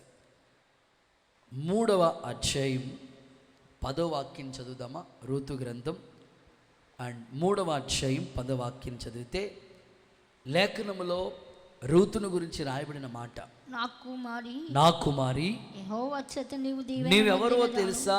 దేవుని చేతే స్వయంగా దీవించబడిన దానివి. కొద్దివారినే గాని గొప్పవారినే గాని యవనస్తులను వెంబడించలేదని నీ మునుపటి సత్ప్రవర్తన కంటే వెనుకటి సత్ప్రవర్తన ఇప్పుడున్న ప్రవర్తన మరీ ఎక్కువైంది. Very good. ఇప్పుడున్న ప్రవర్తన మరీ ఎక్కువగా ఉంది. సత్ప్రవర్తన అని రూతును గురించి బోయాజు ఇచ్చుచున్న సాక్ష్యం ఇది. వాస్తవంగా రూతు మోయాబురాలు. మోయాబీలకి నిజంగా దేవుడికి తెలియదు. బోయాసు పొలంలోనికి వచ్చింది, అత్త దగ్గర నమ్మకంగా పనిచేసింది, బోయాసు పొలంలో కూడా అడుగుపెట్టింది. ఇప్పుడు బోయాసు ఆమెకి ఇచ్చిన స్టేట్మెంట్ ఏమిటంటే, సర్టిఫికేట్ ఏమిటంటే, మునుపు నీకున్న సత్ప్రవర్తన అంటే రూతు దగ్గర ఆ యొక్క నయోమి దగ్గర రూతు ఎంత చక్కగా ఉన్నదో అవంతా విన్నాడు ఆయన. వార్పలాగా నువ్వు మీ అత్తమ్మను విడిచి వెళ్ళలేదు, అత్త దగ్గరే ఉన్నావు, నీ దేవుడే నా దేవుడు అన్నావు, నీ జనమే నా జనం అన్నావు, మరణము తప్ప నిన్ను నన్ను ఏది వేరుపరచదని ఒక మంచి సాక్ష్యం చెప్పావు. అంత బాగుంది. అప్పుడున్న ప్రవర్తన కంటే ఇప్పుడు పొలంలో అడుగు పెట్టావు కదా, ఇప్పుడున్న ప్రవర్తన మరీ ఎక్కువైనది. నేను ఆశిస్తున్నాను చాలామంది దేవుని దగ్గరకు వచ్చినప్పుడు, కొంతమంది వాళ్ళు దేవునిలోనికి రాకముందే మంచిగా ఉంటారు. సో దేవునిలోనికి వచ్చిన తర్వాత నీ ప్రవర్తన ఏమవ్వాలంటే మరీ ఎక్కువ సత్ప్రవర్తనగా మారాలి. దేవుళ్ళలోనికి రావటం కొంచెం మంచి ప్రవర్తన కలిగిన వారిగా ఉంటే, ఇంకా దేవుళ్ళలోనికి వచ్చిన తర్వాత మీ ప్రవర్తన మరీ ఎక్కువగా సత్ప్రవర్తనగా మారిపోవాలి. ఇప్పుడు రూతు గురించి బోయాజు అలా చెప్తున్నాడు, నీ ప్రవర్తన మరీ ఎక్కువైంది, సత్ప్రవర్తన అని మాట్లాడుతున్నాడు. బైబిల్ గ్రంథాన్ని మనం ఒకసారి అధ్యయనం చేసుకుంటూ వెళితే కొన్ని సందర్భాలు మీకు చెప్తాను. సమూయేలు ప్రవర్తన మంచిగానే ఉంది. సమూయేలు ఏలి కొడుకులను చూడలేదు. తన కళ్ళ ముందే పాస్టర్ గారి పిల్లలు ఎలా ఉంటున్నారు, నేను ఉంటే తప్పేముంది అనని బిహేవ్ చేయాలి. కానీ పొరపాటున వాళ్ళని చూడలేదు, పిలిచిన దేవుణ్ణి చూశాడు. ఖచ్చితంగా సమూయేలు యొక్క ఆ పిల్లల్ని చూడలేదు. వాస్తవంగా ఈ యొక్క సమూయేలు ఏలి పిల్లల్ని చూడలేదు. వాళ్ళ ఓఫ్ని ఫినేస్లు వాళ్ళ పరిస్థితిని చూడలేదు, దేవుణ్ణే చూశాడు. అందుకే సాక్షాత్తు ప్రభువే అతనితో మాట్లాడాడు, సమూయేలుతో సమూయేలు అని పిలిచాడు. గొప్ప పరిచయం చేశాడు. దాను మొదలుకొని బెయేర్షెబ వరకు ఆయన సేవ విస్తరించింది. Well and good. సమూయేలు సేవకి నిజంగానే మనం కృతజ్ఞత చెప్పాలి దేవునికి. అంత మహిమగలని పరిచయం చేశాడు సమూయేలు. ఆ పట్టణంలో ఒక దైవజనుడు ఉన్నాడు, అతడు ఏం చెప్తే అది జరుగుతుందంటే అలాగే జరిగింది. తప్పిపోయిన గాడిదలు వెతకటం కోసం సౌలు వెళ్తే దొరికినవి. అంత ప్రవక్త దీర్ఘదర్శిగా ఉన్నాడు సమూయేలు. సమూయేలు ప్రవర్తన చాలా బాగుంది. కానీ సమూయేలు యొక్క పిల్లల యొక్క ప్రవర్తన చూస్తే, రూతేమో మునుపు మంచి ప్రవర్తనే, దేవుళ్ళలోనికి వచ్చిన తర్వాత బోయాజు పొలంలోకి వచ్చిన తర్వాత మరింత సత్ప్రవర్తనగా మారిపోయింది. కానీ సమూయేలు వాళ్ళ పిల్లల స్థితి చూస్తే, సమూయేలు మంచి ప్రవక్తే, కానీ సమూయేలు పిల్లలు మాత్రం సమూయేలు లాంటి ప్రవర్తన వాళ్ళలోకి రాలేదు. మీరు చూడండి, వాక్యంలో చదువుతారు. సమూయేలు మొదటి పుస్తకం 8వ అధ్యాయం 3వ వాక్యం చూడండి ఒకసారి. సమూయేలు మొదటి పుస్తకం 8వ అధ్యాయం మూడో వాక్యం చూడండి ఒకసారి. వీరు బెయేర్షెబాలో న్యాయాధిపతులుగా ఉండిరి. అతని కుమారులు అతని ప్రవర్తనను అనుసరింపక ఏం చేశారు? ధనాపేక్ష కలిగిన వారై లంచాన్ని పుచ్చుకొని న్యాయాన్ని తిప్పేశారంట. ఎవరు వాళ్ళు? యోవేలు, అబియా. సమూయేలు ఇద్దరు కొడుకులు, వాళ్ళ పేర్లు రాశారు చూడండి. సమూయేలు వృద్ధాప్యంలో ఉన్నప్పుడు అతని కుమారులు న్యాయాధిపతులుగా నియమించాడు. అతని జ్యేష్ఠ కుమారుడి పేరు యోవేలు, రెండో వాడి పేరు అబియా. వాళ్ళు సమూయేలు ప్రవర్తనని అనుసరించలేదు. అక్కడ వెరీ క్లియర్గా రాస్తుంది, అతని కుమారులు అతని ప్రవర్తనని అనుసరించలేదు. లంచం పుచ్చుకుని ధనాపేక్ష గల వారే న్యాయాన్ని తిప్పేశారంట. ఈరోజు చాలామంది దేవుని పిల్లలే, క్రైస్తవ కుటుంబంలో పుట్టి పెరిగిన వాళ్ళే కావచ్చు, క్రీస్తుని ధరించిన వాళ్ళే కావచ్చు, దైవికమైన భక్తిలో కొనసాగించబడుతున్న వాళ్ళే కావచ్చు, ఒకేలా దేవుని నమ్ముకుని నువ్వు సమూయేలు పిల్లల్లాగా సత్ప్రవర్తన కలిగి లేకుండగా, సమూయేలు ప్రవర్తనని అనుసరించకుండగా, ఒకేలా అలాంటి ప్రవర్తన ఒకేలా నీ మనసులో ఉంటే ఈ రాత్రి నువ్వు దిద్దుకోవాలి, నీ ప్రవర్తన సరిచేసుకోవాలని ఎంతైనా దేవుడు నీకు జ్ఞాపకం చేస్తూ ఉన్నాడు. ఎందుకంటే బిహేవియర్ అనేది చాలా ప్రాముఖ్యమైనది, మన ప్రవర్తన చాలా ప్రాముఖ్యమైనది. ఈ రాత్రి మీ అంతరంగాన్ని దిద్దుకోండి, సరిచేసుకోండి. మీ ప్రవర్తన చూసే దేవుడు మిమ్మల్ని స్వస్థపరచబోతూ ఉన్నాడు. దేవునికి స్తోత్రం చెప్పండి ఒకసారి. స్వస్థత ఇవ్వాలన్నా కూడా మన ప్రవర్తన చూస్తాడంట దేవుడు. మీరు చదువుతారు ఆ మాట? యెషయా గ్రంథం 57వ అధ్యాయం 18వ వచనం చూడండి. యెషయా గ్రంథం 57వ అధ్యాయం. నేను వారి ప్రవర్తన చూచి తిని, నేను వాళ్ళ ప్రవర్తన చూశాను, వాళ్ళని స్వస్థపరుస్తాను, వాళ్ళని నడిపిస్తాను, వాళ్ళు ఓదారుస్తాను. అంటే దేవుడు స్వస్థపరచాలన్నా కూడా ప్రవర్తన చూస్తూ ఉన్నాడు. దీంట్లో ఒక ఎగ్జాంపుల్గా చెప్తాను. నయమాను ప్రవర్తన గురించి మాట్లాడతాను. మీ అందరికీ తెలుసు, సిరియా సైన్యాధిపతి నయమాన్ జయమే గెలుపు పొందిన వ్యక్తి. కానీ రోగం, వ్యాధి, కుష్టి వ్యాధితో బాధపడుతూ ఉన్నాడు. తన ఇంటిలో పనిపిల్లగా ఇశ్రాయేలు చిన్నదై ఉంది, బానిసగా తీసుకొచ్చేసాడు.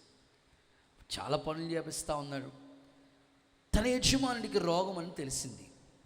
వాస్తవంగా ఈ రోజుల్లో పిల్లలైతే,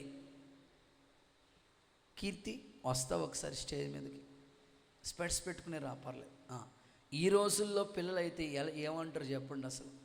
ఇశ్రాయేలు చిన్నదనుకోండి, పాప, ఓ కెమెరామెన్ ఎక్కడున్నాడు, ఏసు రక్తమే జయం, చిన్నక అటే చూడు. ఇశ్రాయేలు చిన్నది అనుకోండి పాప, జాగ్రత్తగా వినాలి. వాస్తవంగా బానిసగా తీసుకెళ్ళిపోయాడు. ఈ పాప ఏమనుకోవాలి తెలుసా? ఇదిగో మా అమ్మ ప్రేమకు దూరం చేసావు నయమానా, ఓ నయమానా నువ్వే. మా అక్క ప్రేమకు నువ్వు దూరం చేసావు, మా అన్నయ్యోళ్ళ ప్రేమకు నువ్వు దూరం చేసావు, మా నాన్న ప్రేమకు దూరం చేసావు, మా నాయనమ్మ ప్రేమకు, మా ఇంట్లో బంధువులందరి ప్రేమకు దూరం చేసి నీ దగ్గర బానిసగా తీసుకొచ్చావు కదా.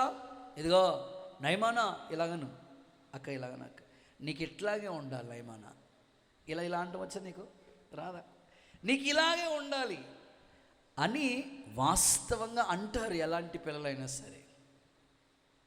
కానీ ఇశ్రాయేలు చిన్నది, మా ఊర్లో షోమ్రోన్లో ప్రవక్త ఉన్నాడు, దైవజనుడు ఉన్నాడు అని చక్కగా ఆమె ప్రవర్తన చూడండి, చక్కగా పంపించింది. వెళ్ళాడు, అమ్మ వెళ్ళిపో తల్లి, వెళ్ళాడు. వెళ్ళిన తర్వాత విచిత్రమైన సంగతి చూస్తే, పనోడు రథం కట్టించుకు మొత్తం మీద వెళ్ళాడు. ఎలీషా చెప్పింది ఏంటో తెలుసా? యోర్దాన్ నదిలో 7 సార్లు మునుగురా అని చెప్పాడు. నయమాను ఆ మాట విన్న వెంటనే ఏం చేశాడు తెలుసండి? కోపం. మీరు ఆ మాటలో చాలా క్లియర్గా ఉంటాయి. నువ్వు 7 సార్లు మునుగొస్తే చాలు, స్వస్థత వచ్చేస్తుందని చెప్తే అందుకు నయమాను కోపం తెచ్చుకుని, అతడు నా యొద్దకు వచ్చి నిలిచి నీ దేవుడిని యెహోవా నామమును బట్టి చెయ్యి రోగం మీద ఉంచి, అంటే టచ్ మినిస్ట్రీ ఏమైనా చేస్తాడేమో అనుకున్నాడు మాట మనోడు. దేవుడికి స్తోత్రం. రోగం మీద చెయ్యి ఉంచి heal in the name of Jesus touch అంటాడేమో అనుకున్నాడు. మా ఊర్లో ఎన్ని నదులు లేవు, అభానాయను, సఫరా, ఎన్ని నదులు లేవు, ఇన్ని నదులు ఉండగా ఇక్కడ తీసుకొచ్చి నదిలో మునిగి రమ్మంటాడా అని కోపం తెచ్చుకున్నాడంట. అంటే నయమాను దేవుడి దగ్గరికి రాక ముందు, అంటే దేవుని దగ్గరికి వచ్చే ఆ ముందు పరిస్థితి ఎలా ఉందో తెలుసా? కోపావేశాలతో ఉన్నాడు తన ప్రవర్తన. చాలామంది కోపం అలాగే ఉంటుంది, కోపంతోనే మాట్లాడుతూ ఉన్నాడు నయమాను. మా ఊర్లో నదులు లేవని ఇంత దూరం వస్తే ఇట్లాగా, మీరు ఆ మాట చూడండి, 11 వచ్చిన 5:11 చూస్తే, అందుకు నయమాను కోపం తెచ్చుకుని తిరిగిపోయి ఇట్లా నేను, అంటే తన ప్రవర్తన అలాగే ఉంది. కోపం. ఈరోజు నీ అంతరంగంలో కూడా నీ నడత ఖచ్చితంగా శుద్ధి చేయబడాలి. కోపంతోనే ఉండకూడదు. అందుకే బైబిల్ చెప్తుంది కదా, దేవుని సన్నిధిలో నరుని కోపం దేవుని నీతిని నెరవేర్చలేదు. ఇప్పుడు ఎంత మార్పు వచ్చేసిందో తెలుసా? నయమాను ఎప్పుడైతే 7 సార్లు అలా మునిగి లేచాడో తన దేహము పసిపిల్లల దేహం వలె శుద్ధి ఆయను. దేవునికి స్తోత్రం కలుగునుగాక. మీరు 5:14 మీరు చూస్తే, అతడు పోయి దైవజనుడు చెప్పినట్లు యోర్దాను నదిలో 7 మార్లు మునగగా అతని దేహము పసిపిల్లల దేహం వలె శుద్ధుడాయను. ఒకసారి అందరూ చప్పట్లు కొడుతూ యేసయ్యకి మహిమ చెల్లిస్తారా? నిజంగానే శుద్ధి అయిపోయాడు. ఈరోజు నువ్వు గుర్తుపెట్టుకోవాల్సింది ఏంటంటే, నయమాను స్టోరీ చాలాసార్లు నువ్వు విన్నావు, నువ్వు చదివావు తెలుసు. అయితే అతడు దేవుని దగ్గరికి వచ్చే ముందు కోపం, వచ్చిన తర్వాత అతనిలో ఎంత శుద్ధీకరణ వచ్చేసింది.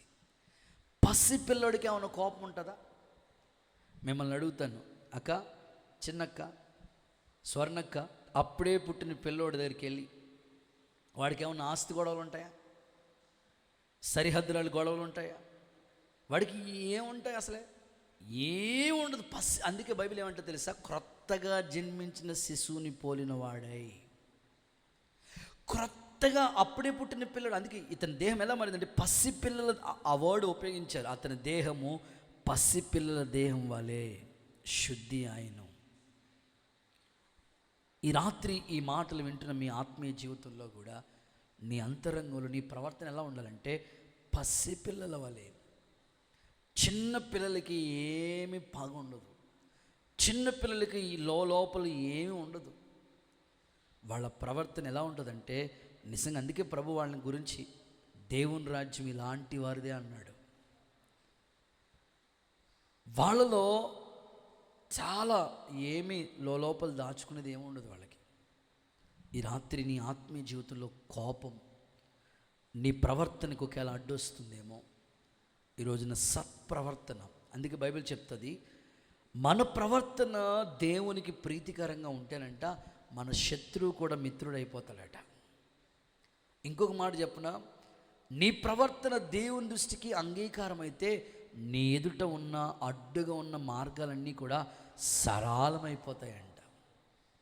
మీరు ఆ మాట చదవండి ఒకసారి. సామెతల గ్రంథం 3వ అధ్యాయం 6వ వచనం చూడండి ఒకసారి. ప్రవర్తన గురించి ఎంత చక్కని మాట చెప్పినాడు దేవుడు. సామెతలు 3:6. నీ ప్రవర్తన అంతటికి ఆయన అధికారానికి ఒప్పేసుకో. అప్పుడు నీ ఎదుట ఏం చేస్తాడు తెలుసా? ఉద్యోగమా, మార్గం సరళమైపోతుంది. వ్యాపారమా, మార్గం సరళమైపోతుంది. మారని భర్త మార్పు చెందుతాడు. మాట వినని పిల్లల మార్పు చెందుతాడు. మార్గములన్నీ సరళమైపోతాయి. ఆయన అధికారానికి ఒప్పుకోవాలని నీ ప్రవర్తన అంతట్లో ఆయన అధికారమే పనిచేయాలి. ఆర్థిక ఇబ్బందుల నీ ఎదుట మార్గాలు దేవుడు సరళం చేస్తాడు. ఎప్పుడంటే ప్రవర్తనలో చాలా మార్పుని దేవుడు చూస్తూ ఉన్నాడు. నయమాను దేవుని దగ్గరికి రాకముందు కోపంతోనే ఉన్నాడు. వచ్చి ఎప్పుడైతే 7 సార్లు, అంటే 7 అనేది సంపూర్ణ సంఖ్య, సంపూర్ణతకు గుర్తు. దేవుని పిల్లలు సంపూర్ణ మార్పులోనికి రావాలి.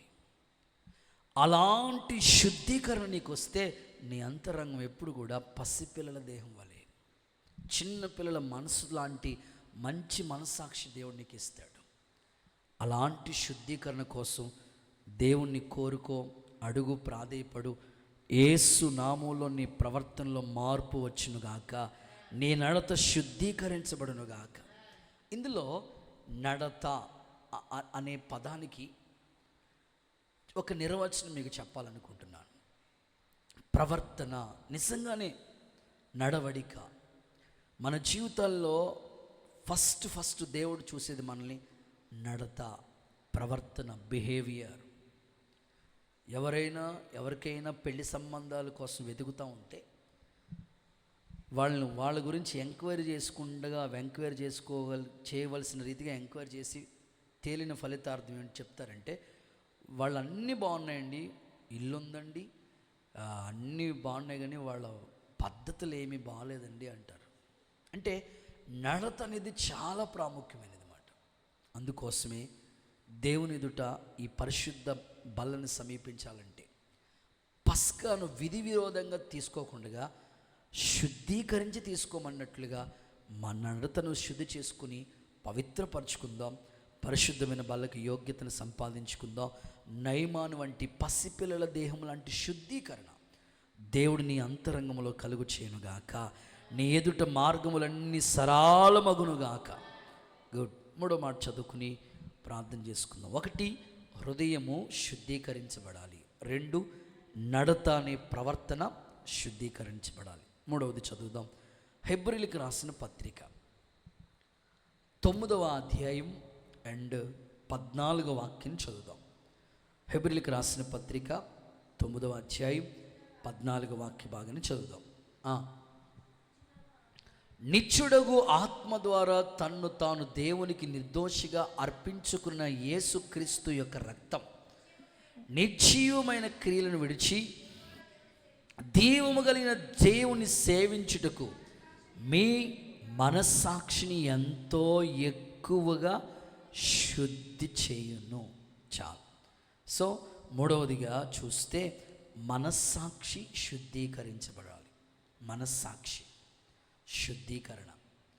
మనస్సాక్షి అంటే ఏంటండి అంటే, మానవ పద్ధతిలో చెప్పాలంటే మనస్సాక్షి అంటే, ఒక మాటలో చెప్పాలంటే అవగాహన, ఇంకా చెప్పాలంటే విజ్ఞానము, స్పృహ, ఇవన్నీ కూడా మనస్సాక్షికి సాదృశ్యంగా ఉన్నాయి. అవగాహన అంటే ఏది మంచి ఏది చెడు, కనీసం మనకి అవగాహన ఆ మనస్సాక్షి మనకు చెప్తూ ఉంటుంది అన్నమాట. ఇప్పుడు మనస్సాక్షి ఏమవ్వాలంటే శుద్ధీకరణ చేయబడాలి. అంటే నీ ఆత్మీయ జీవితంలో కొన్ని సందర్భాల్లో చెప్పుకోవాలంటే జ్ఞానం దేవుడు నీకు ఇచ్చాడు, విజ్ఞానాన్ని కూడా దేవుడు నీకు ఇచ్చాడు. నువ్వు చేసేది ఏదైనా సరే, ఏ పని చేయాలన్నా, ఏ వ్యాపారం చేయాలన్నా, ఉద్యోగం చేయాలన్నా, ప్రయాణం చేయాలన్నా, ఏది చేసేటప్పుడు కూడా ముందుగా నువ్వు ఆలోచించేటప్పుడు ఒక అవగాహన నీకు వస్తుంది. ఇలాగ వెళితే, ఈ రూట్లో వెళితే అంత కరెక్ట్ కాదేమో, ఇలాగ వెళితే న్యాయంగానే ఉంటుందేమో అని కనీస అవగాహన మనకు ఉంటుంది. దాన్ని మనస్సాక్షి అన్నారు. ఈ మనస్సాక్షి కొంతమంది జీవితంలో ఎలా ఉందంటే, మనస్సాక్షి అంట వాత వేయబడిపోయిందంట. అంటే కొంతమంది మనస్సాక్షి ఎలా ఉంటుందో తెలుసా? వాత వేయబడటం అంటే, ఆ మధ్యకాలంలో ఎవరో చెప్తే ఉన్నాను, వాళ్ళ చెల్లి చెప్పిన మాట వింటలేదంట, వాళ్ళ అమ్మ చెప్పినా వింటలేదంట, వాళ్ళ నాన్న చెప్పినా వింటలేదంట, వాళ్ళ ఇంట్లో ఎవరు చెప్పినా వింటలేదంట. అంతే జాగ్రత్తగా చూసింది వాళ్ళ అక్క. అట్లోస కాల్చి కరెక్ట్గా అచ్చు స్టాంప్ అడిపోయినట్లుగా, అలా ముద్ర అడిపోయినట్లుగా ఆ అట్లోస అలా అంటించిందంట. అంతే, దెబ్బకు సెట్ అయిపోయిందంట వాళ్ళ చెల్లి. దేవుడికి స్తోత్రం చెప్పండి ఒకసారి. ఇప్పుడు అక్కడ కాలిపోయిన ఆ చోట, బాగా మచ్చపడిపోయిన ఆ చోట, ఇంకా చెప్పుకోవాలంటే ఒక డబ్బులను తీసుకొచ్చి మేకు ఉంటుంది కదా, మనం సంచులు కొడతా ఉంటాం కదా, ఒక డబ్బులను తీసుకొచ్చి గుచ్చిన కూడా అక్కడ స్పర్శ తెలియదు. ఎందుకంటే వాత వేయబడింది కాబట్టి. చాలామంది జీవితంలో అది తప్పని వాళ్ళకి తెలిసినా సరే మనస్సాక్షి వాత వేయబడింది కాబట్టి స్పర్శ అవగాహన కలిగి ఉండట్లేదు. వాళ్ళ మాట్లాడే పద్ధతి సరిగా లేదని తెలుసు, వాళ్ళ యొక్క బిహేవియర్ సరిగా లేదని తెలుసు, వాళ్ళు చేస్తుంది కరెక్ట్ కాదని తెలుసు కూడా. ఎందుకు చేస్తున్నారయ్యా అని అంటే మనస్సాక్షి వాత వేయబడిపోయింది. అందుకే నువ్వు దేవుణ్ణి అడగవలసింది ఏంటంటే, ప్రభా నా మనస్సాక్షి వాత వేయబడకూడదు, శుద్ధి చేయబడాలి. దేవుని పిల్లలకి దేవుడు ఒక మంచి మనస్సాక్షి ఇచ్చాడు.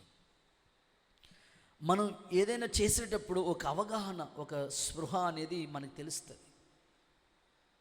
విజ్ఞానం అనేది దేవుడు మనకి ఇచ్చాడు. అమ్మో ఇలా ఇలా చేయకూడదని నీ అంతరాత్మలు అనిపిస్తూ ఉంటుంది. వెంటనే ఆ మంచి మనస్సాక్షితో నువ్వు అడుగులు వేస్తే శుద్ధి చేయబడినట్లుగా ఉంటావు. లేదు అంటే మనస్సాక్షి వాత వేయబడుతుంది. పౌలు జీవితాన్ని ఇందులో మీకు ఎగ్జాంపుల్గా చెప్తాను. పౌలు జీవితాన్ని మనం చూస్తే మంచి మనస్సాక్షి గలవాడే శుద్ధి చేసుకున్నాడంట. చదువుదాం మాట. అపోస్తుల కార్యాల గ్రంథం 24వ అధ్యాయం 23:1 చదవండి ఒకసారి. పౌలు మహాసభ వారిని తేరి చూచి 23:1 సహోదరులారా, నేను నేటి వరకు కేవలం మంచి మనస్సాక్షి గలవాడినై దేవుని ఎదుట నడుచుకుంటూ వచ్చాను. నేటి వరకు అంటే ఈ రోజు వరకు నేను ఎలా ఉన్నాను తెలుసా? మంచి మనస్సాక్షి గలవాడిని నడుచుకున్నాను. అదే అపోస్తుల కార్యాలు 24:18 కూడా చదవండి. నేను శుద్ధి చేసుకున్న వాడినై ఇలాగ అప్పగించుకుంటుండగా వారు దేవాలయంలో నన్ను చూచిరి. చూడండి, ఇక్కడ అంటున్నాడు, నేను శుద్ధి చేసుకున్న వాడినై ఇలాగ అప్పగించుకున్నాను. అంటే మనస్సాక్షిని మనమే శుద్ధి చేసుకోవాలి. మనస్సాక్షి మనకు చెప్తా ఉంటుంది. స్పర్శ, అవగాహన. నీ బంధువులు ఉంటారు, వాళ్ళు అన్యజనులు, నువ్వు నిజంగా దేవుణ్ణి నమ్ముకున్నావు కాబట్టి, వాళ్ళ మధ్యలో నువ్వు నివసిస్తున్నావు కాబట్టి ప్రతీదీ కూడా నీ మనస్సాక్షి నీకు చెప్తానే ఉంటుంది. అమ్మో నేను వాళ్ళలాగా ఉండకూడదు, నేను వాళ్ళలాగా చేయకూడదు, నేను వాళ్ళలాగా ప్రవర్తించకూడదు. కొన్నిసార్లు నిన్ను వాళ్ళు ఇబ్బంది పెడదామని వాళ్ళు ఎన్ని ప్రయత్నాలు చేస్తున్నా నీ మనస్సాక్షి నిన్ను ఒప్పింప చేసినప్పుడు వాళ్ళ ఎదుట ఖచ్చితంగా ధైర్యంగానే నువ్వు నిలబడాలి. పౌలు రోమా ఈ నిజంగా సామ్రాజ్యాన్ని గురించి మనం చదువుతూ ఉంటే యోధా మత ప్రావీణుడు, గమాలీకుల దగ్గర విద్యను అభ్యసించిన వాడు. కానీ రోషం కలిగిన దేవుడి కోసం ఎప్పుడు కూడా తన మనస్సాక్షి వాత వేయబడలేదు. మంచి మనస్సాక్షి కలిగే దేవుని ఎదుట శుద్ధి చేయబడుతూ వచ్చాడు. అందుకే పౌలు తిమోతి పత్రికలు రాస్తూ, కొంతమంది ఉన్నారు వాళ్ళు ఏమైపోయారు తెలుసా? మంచి మనస్సాక్షిని త్రోసివేసేశారు. విశ్వాస జీవితం ఎలా ఉందో తెలుసా? వాడబద్దలైనట్లుగా వాళ్ళ జీవితం అయిపోయింది అంటాడు. చూద్దాం, ఆ మాట కూడా చదువుదాం. తిమోతికి రాసిన మొదటి పత్రిక 1వ అధ్యాయం 18-19 వాక్యాలు చూద్దాం.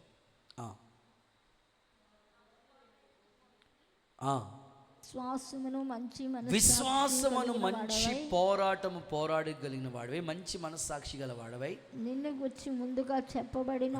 గురించి ముందుగా చెప్పబడిన ప్రవచనము చొప్పున ఈ మంచి పోరాటం పోరాడాలని వాటిని బట్టి ఆజ్ఞ నీకు అప్పగిస్తున్నాను. 19వ వచనం.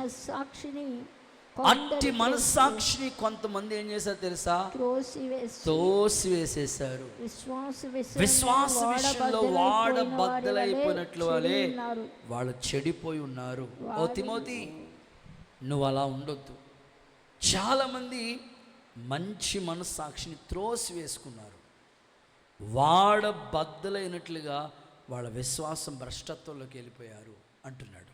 నిజమే, ఈ విశ్వాస పరిచర్యలో ప్రారంభ సేవ నుండి ఇప్పటి వరకు ఇన్ని సంవత్సరాలలో ఈ పరిచర్యలో ఎంతోమందిని నేను చూస్తూ వచ్చేవాడిని. అరే, ఎంత మంచి మనస్సాక్షిని దేవుడు వాళ్ళకి ఇచ్చాడు.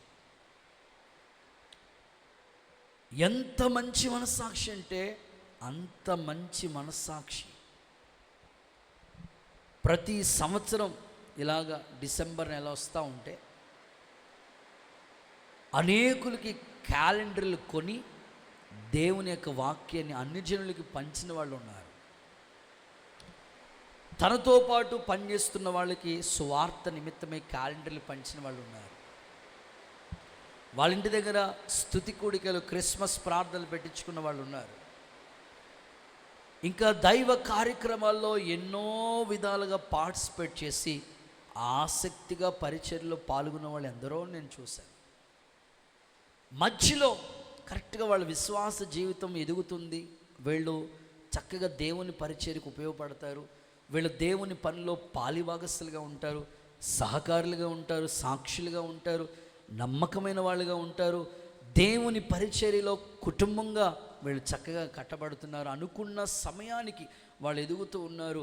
చక్కగా దైవికమైన క్రమశిక్షణలో వాళ్ళు దేవునికి ఉపయోగపడుతున్నారు, సంఘానికి ఉపయోగపడుతున్నారు, చాలా బాగుంటున్నారు అనే సమయానికి అంతే వాళ్ళ మనస్సాక్షి, మంచి మనస్సాక్షిని సడన్గా త్రోసివేసి విశ్వాస విషయంలో భ్రష్టులైపోతున్న వాళ్ళని ఎందరినో నేను చూశాను.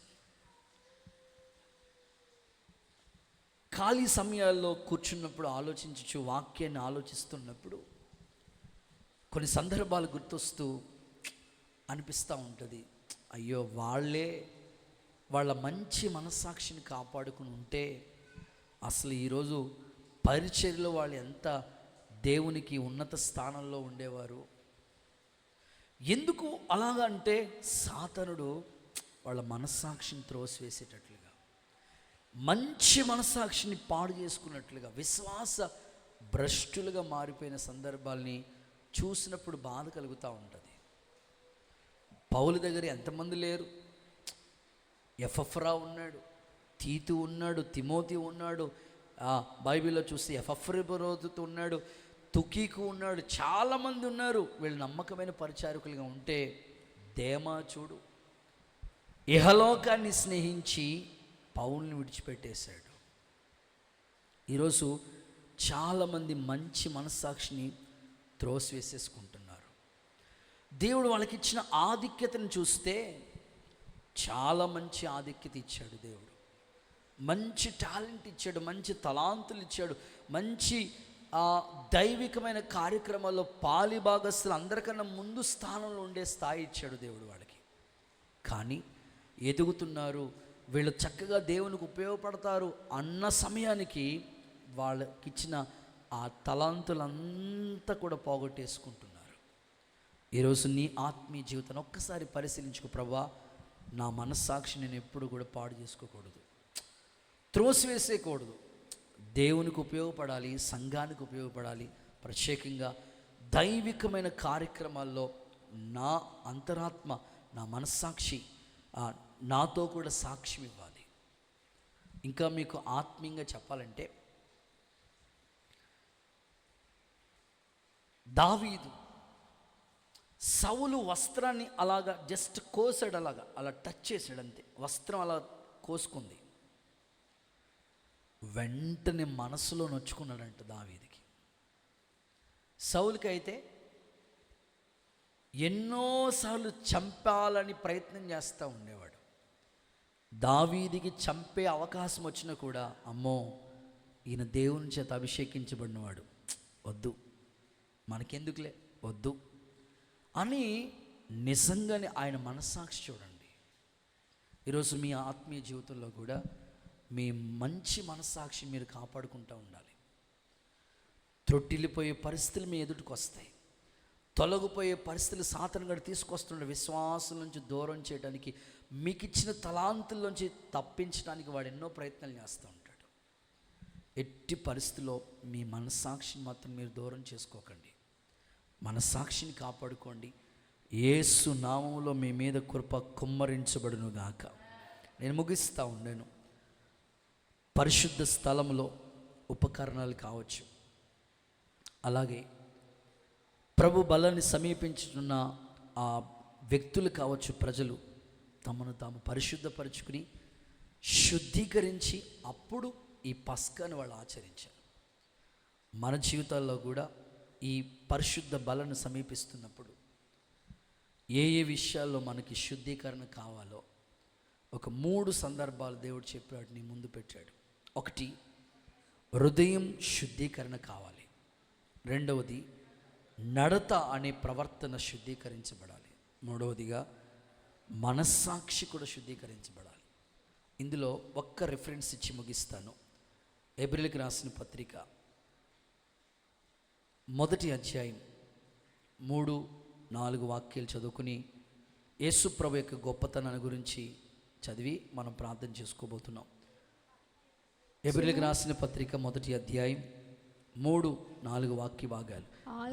ఆయన దేవుని మహిమ యొక్క తేజస్సును, ఆయన తత్వం యొక్క మూర్తిమంతమునై ఉండి తన మహత్తుగల మాట చేత సమస్తము నిర్వహించుచు పాపముల విషయంలో శుద్ధీకరణము తానే చేసి దేవదూతల కంటే ఎంతో శ్రేష్టమైన నామమును పొందెను. వారికంటే అంత శ్రేష్ఠుడై ఉన్నత లోకమందు మహామహుడనుకు దేవుని కుడి పార్శ్వమున కూర్చున్నాడు. చూడండి, పాపముల విషయంలో శుద్ధీకరణ తానే చేసి. ఈరోజు నీ ఎదుట ఏ చిన్న లోపమున్నా అది హృదయంలో ఉన్న పాపమా, ఆయనే శుద్ధి చేస్తాడు. నడత సరిగా లేదా, ఆయనే శుద్ధి చేస్తాడు. సో 3వది కూడా చూస్తే మనస్సాక్షి కూడా. ఏ విషయాల్లో కూడా నీ అంతరంగంలో ఎక్కడ పాపం ఉన్నా ఆయనే శుద్ధి చేసి దేవదూతల కంటే ఉన్నతమైన నామం కలిగిన వాడిగా ఆరాధించే దేవుడిగా ఉన్న ఆ దేవుని నువ్వు సమీపించు, సరిచేసుకో, పవిత్రపరచబడు, ప్రభు బలని సమీపించు. ఇట్టి కృప దేవుడు నీకు అనుగ్రహించునుగాక. అందరూ మోకరించండి. చిన్న ప్రార్థన చేసుకుని ఈ కోడికను మనం ముగించుకోబోతున్నాం. ప్రభు మనకిచ్చిన సందేశం కొరకే మోకరించి 2 చేతులు చాపి యేసయ్య కొరకు స్తోత్రం స్తోత్రం స్తోత్రం అని చెప్పండి గట్టిగా. హల్లెలూయా. దేవా నీకు స్తోత్రం నాయన, యేసయ్యా మీకు వందనాలు. హల్లెలూయా. పరిశుద్ధ స్థలం యొక్క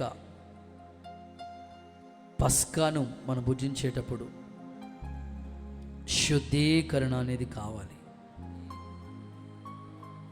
ఓకే, హృదయం శుద్ధీకరించబడాలి. ప్రార్థన చేసుకోండి. దావీదు ఒకప్పుడు హృదయం, దేవా నీకే విరోధంగా నేను పాపం చేశానన్నాడు. నా యందు శుద్ధ హృదయం కలుగు చే ప్రభువా అని అడిగాడు. ఒప్పుకుని విడిచిపెట్టాడు. కనుకనే కనికరించబడి దేవునికి హృదయానుసరుడిగా మారాడు. ఈరోజు దావీదు లాంటి హృదయ శుద్ధిని నేను కోరుకో. 2వది, నడత శుద్ధి చేయబడాలని, ప్రవర్తనలో శుద్ధి కావాలి. రూతులో ఎలాంటి సత్ప్రవర్తన. నయమాను యొక్క నడత చూడు. ఒకప్పుడు కోపంతో ఉన్నాడు, కానీ తన దేహం పసిపిల్లల దేహం వల్లే మారిపోయింది. నిజమే ప్రభా, నాలో కోపావేశాలు నా నడతను సరిచేయట్లేదు. ఈరోజు నేను ఒప్పుకుంటున్నానయ్యా. మనస్సాక్షి శుద్ధి చేయబడాలి. పౌలు ఎంత గొప్ప పరిచయం చేసినా నా ఎంతట నేనే మనస్సాక్షిని శుద్ధి చేసుకుంటున్నాను అంటున్నాడు. హల్లెలూయా. ఎత్తబడిన వాక్యం నూరంతలుగా ఫలించినట్లు చేతుల పైకెత్తి స్తోత్రం స్తోత్రం స్తోత్రం అని చెప్పండి.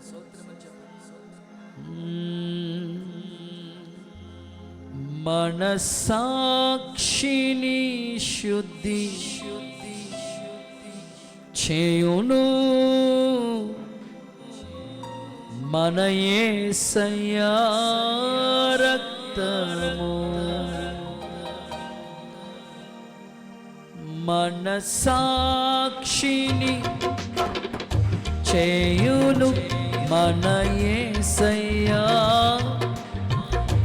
మన సాక్షిని శుద్ధి చేయును మన యేసయ్యా రక్తము.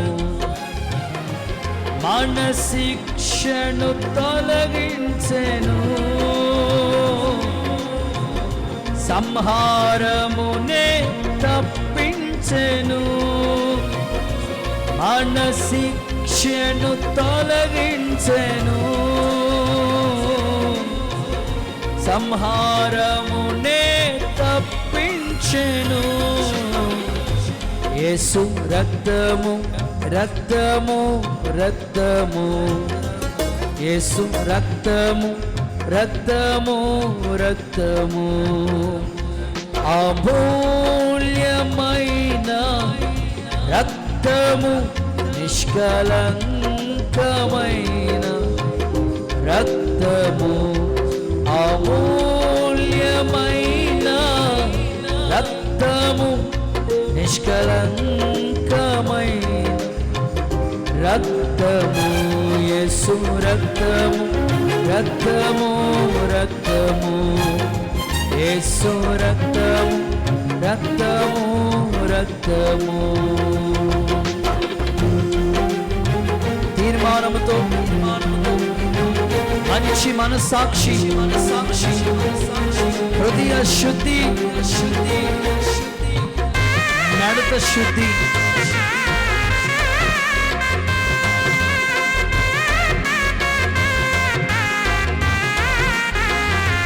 glory, glory, glory.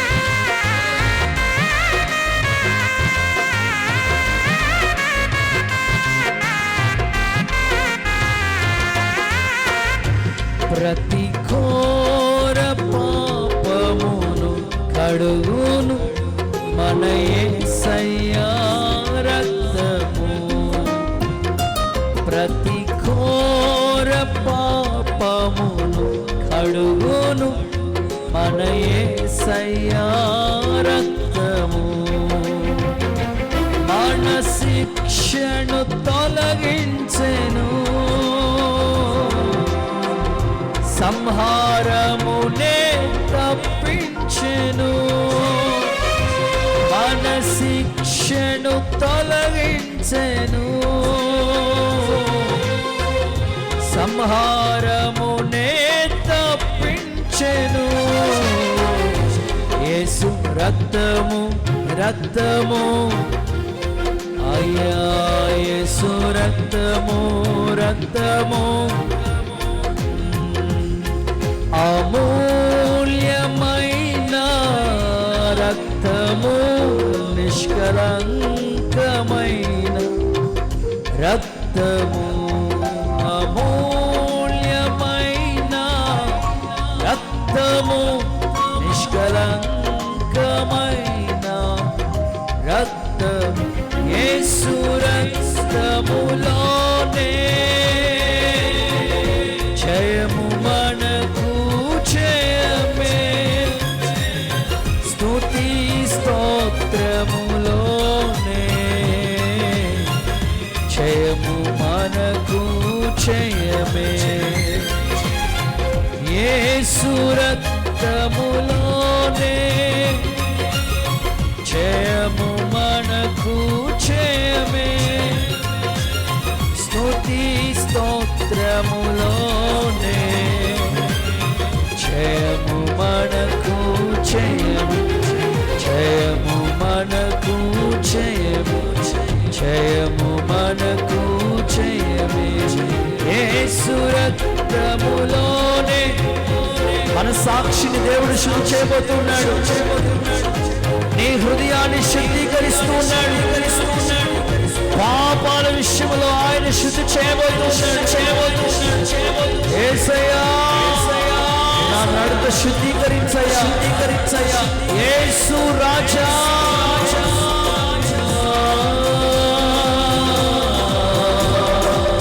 యేసయ్యా యేసయ్యా యేసయ్యా, నా నడత శుద్ధి చేయబడాలయ్యా. బాబా శబాల బాల మాత్ర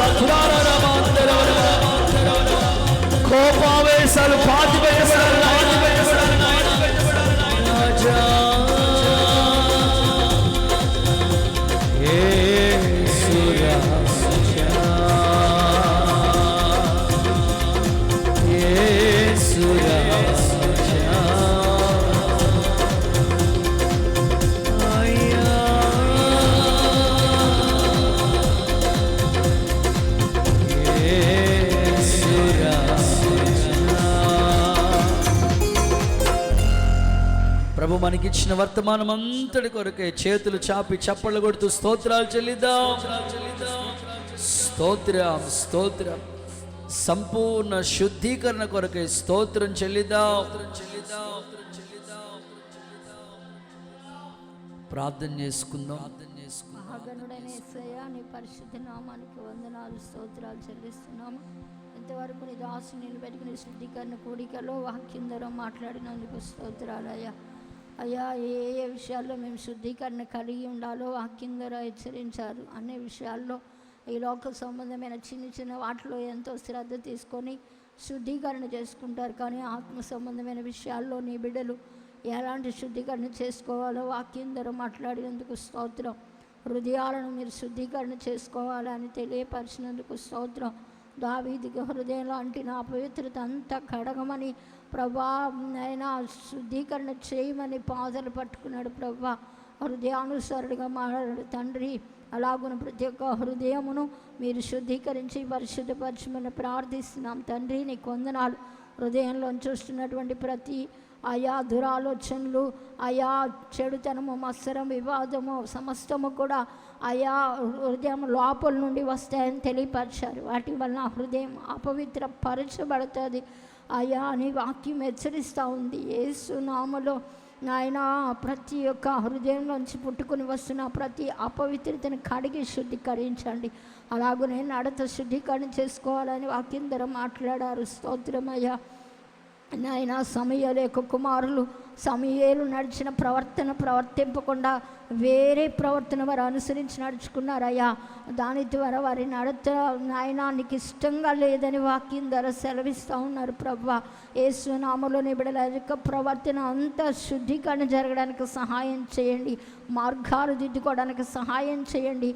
బ్రతుకులు దిద్దుకోవడానికి సహాయం చేయండి. దేవానికి స్తోత్రములు. ప్రభువా ఇదిగో నాయన నా తండ్రి రూతు యొక్క ప్రవర్తన సరి చేసుకొని మునుపు ప్రవర్తన కంటే ఇప్పుడు ప్రవర్తన మరీ ఎక్కువ అయిందని సాక్ష్యం పొందుకుందయ్యా. అలాంటి గొప్ప శుద్ధీకరణ ప్రవర్తనలో మీరు కలుగు చేయండి. ఇదిగో ప్రవర్తన చూసి మీరు స్వస్థపరుస్తారని తెలియపరిచారు. ప్రభువా యేసు నామములో ప్రవర్తనలో మార్పు రావడానికి సహాయం చేయి. నయమాను రౌద్రం కలిగిన వాడై ఉన్నాడు. ప్రభువా అయ్యా మరలా మనసు మార్చుకున్నప్పుడు పసిపిల్ల దేహం వలె శుద్ధీకరణ జరిగిందయ్యా. అలాంటి శుద్ధీకరణ బిడ్డలకు కలుగునట్లు సహాయం చేయండి. అలాగనే మనస్సాక్షిని శుద్ధీకరణ చేసుకోవాలని వాక్యం ద్వారా మాట్లాడారు. ప్రభువా మనస్సాక్షి వాత వేయబడినట్టు ఉండకుండానట్లు కృపనివ్వండి. ప్రభువా అయ్యా మంచి మనస్సాక్షిని త్రోసివేయకుండానట్లు కృపనివ్వండి. ప్రభువా యేసు నామములో ఆత్మ ద్వారా మనస్సాక్షిని శుద్ధీకరించండి అయ్యా. మీ రక్తం మనస్సాక్షిని శుద్ధీకరిస్తుంది. ప్రభువా ప్రతి ఒక్క మనస్సాక్షిని మీరే శుద్ధీకరించి పరిశుద్ధపరచండి అయ్యా. వెతబడిన వాక్కులు అందరి హృదయాలలో ఫలభరితంగా మార్చండి. వాక్యాన్ని హత్తుకొని అలాగునే వెంబడించి మంచి శుద్ధీకరణ కలిగి బలలో చేయడానికి సహాయం చేయండి. ప్రభువా వాతావరణాన్ని మీ ఆధీనంలోకి తీసుకోండి నాయన. ఉదయకాలానికల్లా మంచి వాతావరణం ఉండాలి. పొడి వాతావరణం ఉండాలి. ఎండ వాతావరణం ఉండాలి. ప్రజలందరూ రావడానికి వీలు కలగాలి. రేపటి దిన ఆరాధనలని భారం ఎత్తి నడిపించి సహాయం చేయండి. తుఫాను ప్రభావం మీ చుట్టుపక్కల పరిసర ప్రాంతాల్లో కనబడకూడదు నాయన. క్షేమము దయచేయమని యేసు నామాన్ని బట్టి ప్రార్థించి వేడుకొంచున్నాం తండ్రి. ఆమేన్. ఆమేన్. మన ప్రభు అయిన యేసుక్రీస్తు కృప, తండ్రి అయిన దేవుని ప్రేమ, పరిశుద్ధాత్మని అన్యోన్య సహవాసం సదాకాలం మనందరికీ తోడై కాపాడి నడిపించునుగాక. ఆమేన్. ఆమేన్.